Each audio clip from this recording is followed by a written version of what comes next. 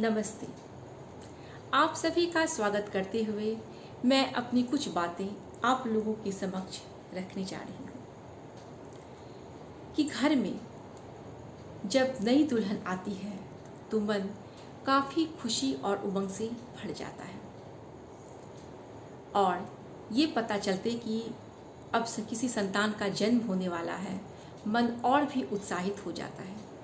लेकिन समस्या ये भी उठती है कि होने वाली संतान आखिर क्या होगी, बेटा होगा या बेटी।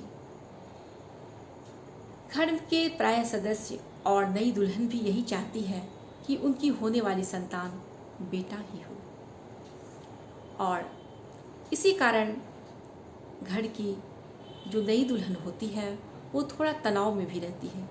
उन्हें ऐसा लगता है कि कहीं घर के लोगों को कोई दुख ना हो जाए कि उन्होंने बेटे को जन्म नहीं दिया, तो वो भी अकारण परेशान रहती है। और सच में ये बात बिल्कुल सही है कि बेटे के जन्म की जो खुशी होती है वो अपार होती है, इसका कोई वर्णन ही नहीं है। और मैंने भी जैसा अनुभव किया है कि अपनी दूसरी संतान को जब मैंने बेटे को जन्म दिया तो मेरी खुशी काफ़ी ज़्यादा थी।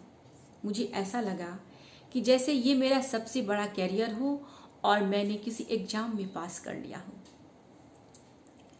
लेकिन धीरे धीरे समय बीतने लगा तो मुझे ये एहसास हुआ कि बेटी भी बेटे से कम नहीं होती है।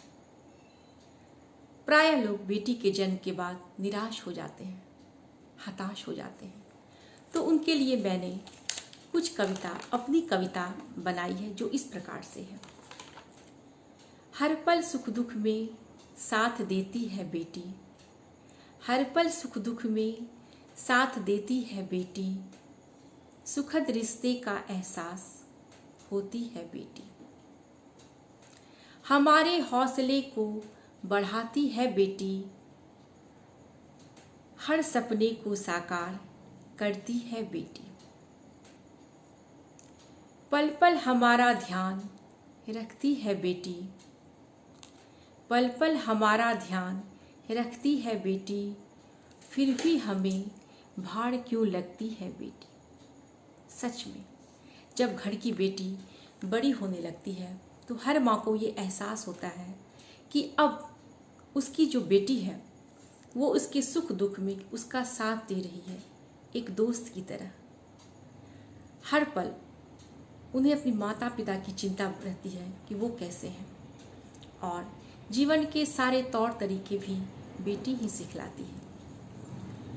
तो मैंने माँ की भावना को रखा है कि हर माँ अपनी बेटी को देखकर क्या सोचती है, इसे मैंने अपनी कविता में इस तरह बतलाया है कि मेरी प्रेरणा बन जीवन में आई है तू, प्रेरणा बन जीवन में आई है तू, लगता है खुशियों की बहार लेकर आई है तू,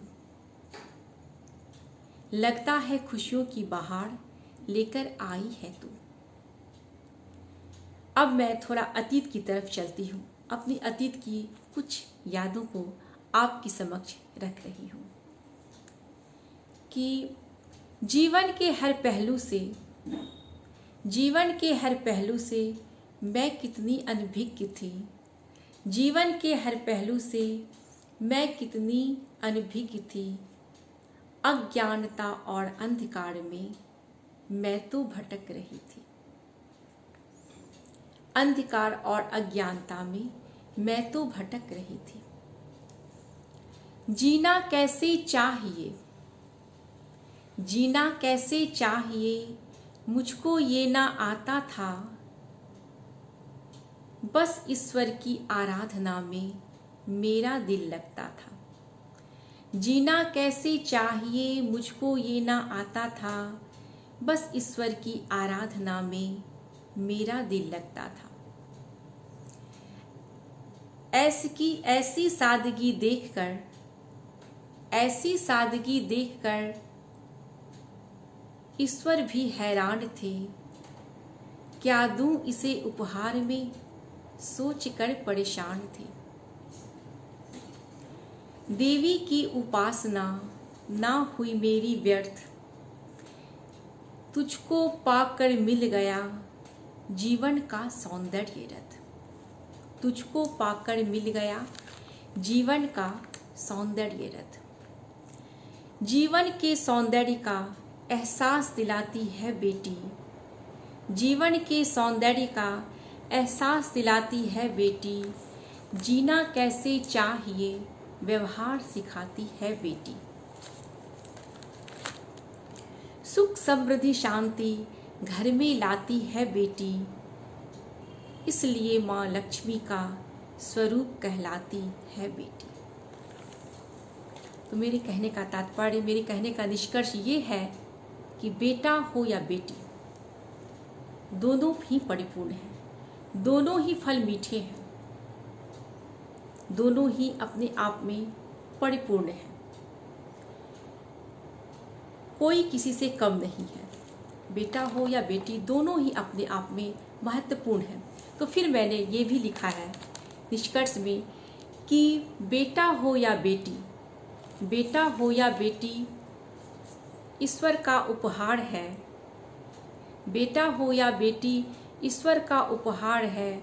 गोद में जो आ जाए वही मेरा संसार है, वही मेरा संसार है। तो 2 दिन पहले मैंने इन्हीं बातों की चर्चा रेडियो में की थी और आज आप लोगों के समक्ष ऐसी चर्चा की है।